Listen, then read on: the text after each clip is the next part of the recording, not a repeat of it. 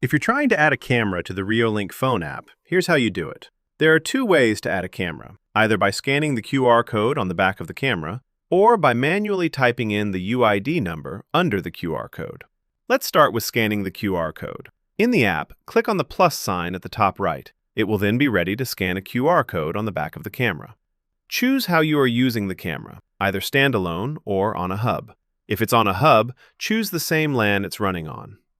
When the device is connected, click Next. Choose a name for the camera, then click Next. You can change any settings at this stage, then click Next. Once the device has been added to the hub, click Finish. Now that the camera is working, click Done. The camera is now set up. I will now show you how to add a camera by manually typing in its UID code, which is located under the QR code.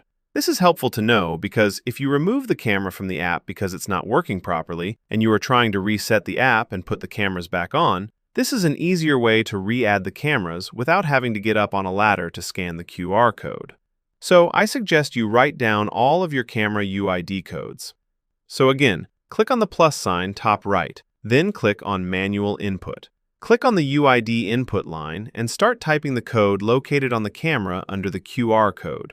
The code is not case-sensitive, so lowercase is fine. Once done, click Next. Then click Standalone or Hub, and then connect to same LAN. Once the device is connected, click Next. Then give your camera a name and click Next.